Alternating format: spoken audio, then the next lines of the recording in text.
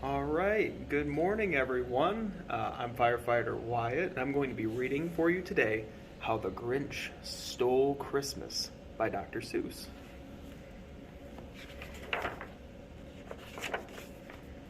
All right. Oh, How the Grinch Stole Christmas. How the Grinch Stole Christmas. Oh, they're going to say that a few times, aren't they?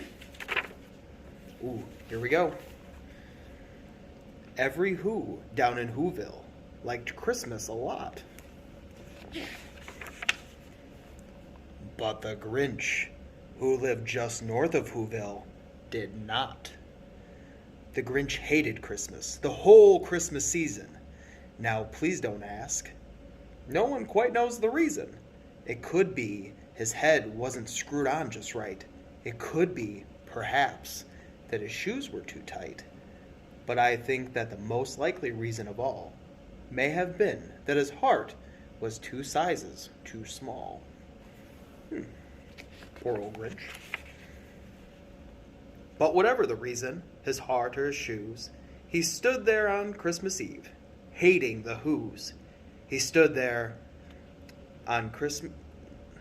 He stood there on Christmas Eve, hating the Who's? Why would he do that? Well, we're about to find out. Staring down from his cave with a sour, grinchy frown at the warm, lighted windows below in their town. For he knew every Who down in Whoville beneath was busy now, hanging a mistletoe wreath. And they're hanging their stockings, he snarled with a sneer. Tomorrow is Christmas. It's practically here. Then he growled with his grinchy fingers nervously drumming, I must stop this Christmas from coming. For tomorrow, he knew, all the Who girls and boys would wake up bright and early.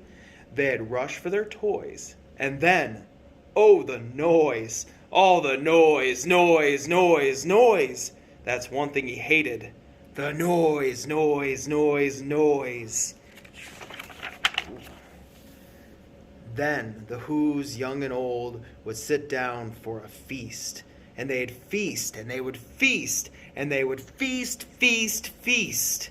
They'd feast on Who pudding and rare Who roast beast, which was something the Grinch couldn't stand in the least. Ooh, they're about to have dinner. That looks nice. And then they'd do something he liked least of all. Every Who down in Whoville, the tall and the small, would stand close together with Christmas bells ringing. They'd stand hand in hand, and the Who's would start singing. They'd sing, and they'd sing, and they would sing, sing, sing, sing. And the more the Grinch thought of the Who Christmas sing, the more the Grinch thought, I must stop this whole thing. Why, for 53 years I put up with it now. I must stop this Christmas from coming. But how? And then he got an idea. An awful idea. The Grinch got a wonderful, awful idea. I know just what I'll do. The Grinch laughed in his throat, and he made a quick Santa Claus hat and coat. And then he chuckled and clucked, what a great Grinchy trick! With this coat and this hat, I'll look just like Saint Nick. All I need is a reindeer. The Grinch looked around. But since reindeer are scarce, there was none to be found. Did that stop the old Grinch?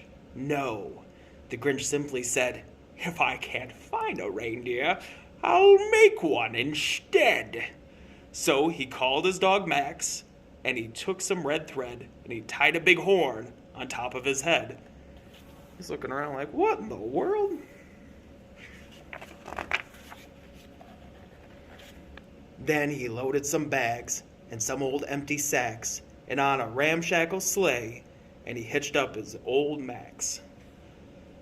Then Grinch said, get up, and the sleigh started down toward the homes where the Who's lay and snooze. in their town. All their windows were dark. Quiet snow filled the air. All the Whos were all dreaming sweet dreams without care. When he came to the first little house in the square. "This is stop number 1, the old Grinchy Claus hissed, and then he climbed to the roof, empty bags in his fist.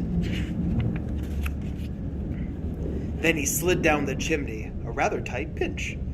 But if Santa Claus could do it, so could the Grinch. He got stuck only once, for a moment or two. Then he stuck his head out of the fireplace flue, where the little Who stockings all hung in a row. "These stockings," he grinned, "are the first things to go."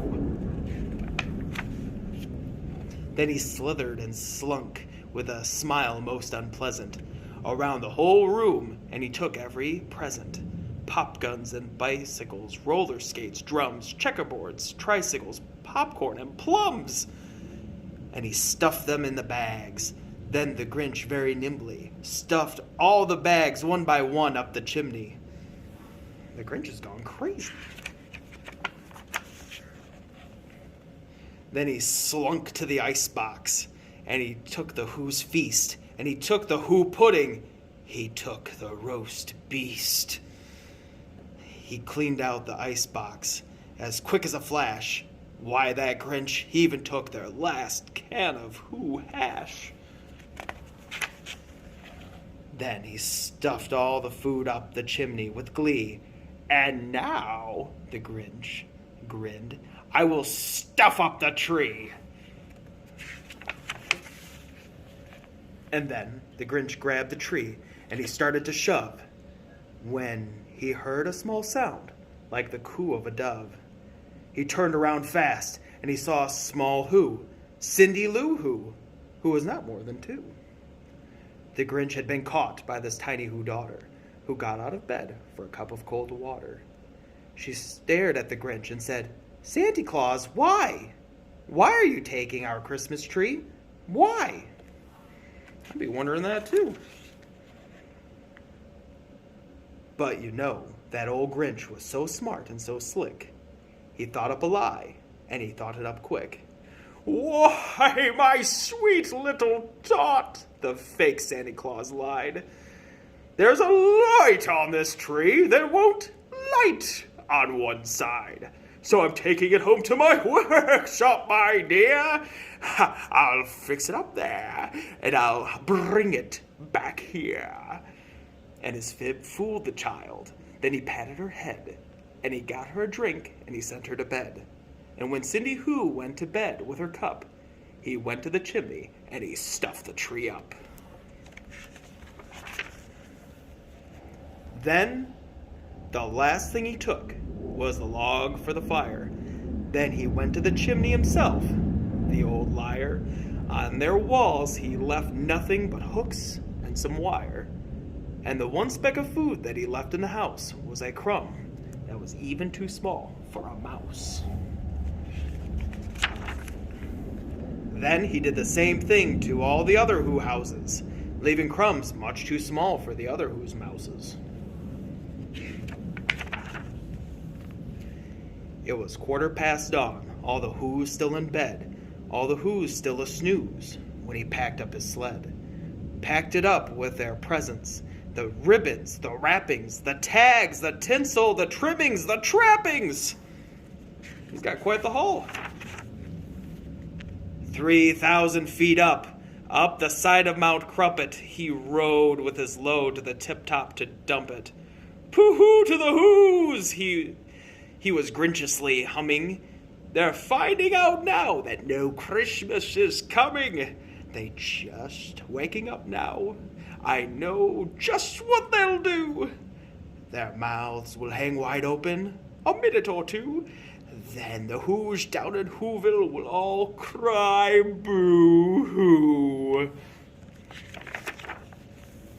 "That's a noise," grinned the Grinch, "that I simply must hear." So he paused, and the Grinch put his hand to his ear. And he did hear a sound, rising over the snow. It started in low, and it started to grow. But the sound wasn't sad. Why, this sound sounded merry. It couldn't be so, but it was merry, very. He stared down at Whoville. The Grinch popped his eyes. Then he shook. What he saw was a shocking surprise.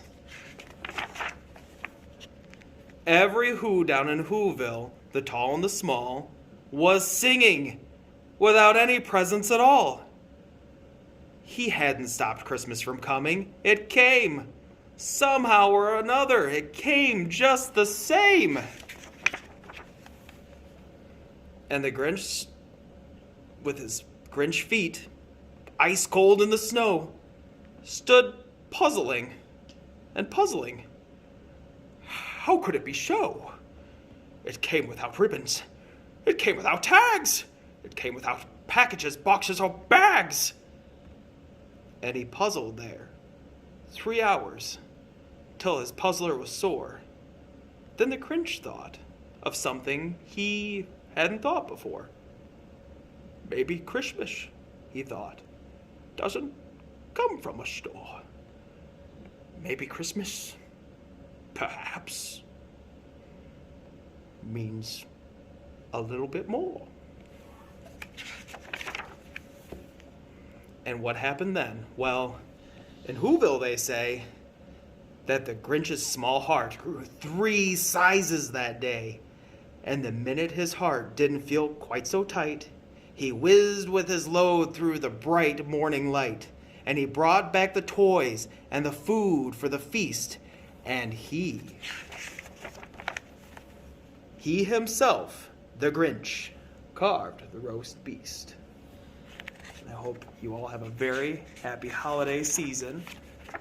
And just remember, even if there are no toys, you have each other. And that's the greatest gift of all. Happy holidays, everyone.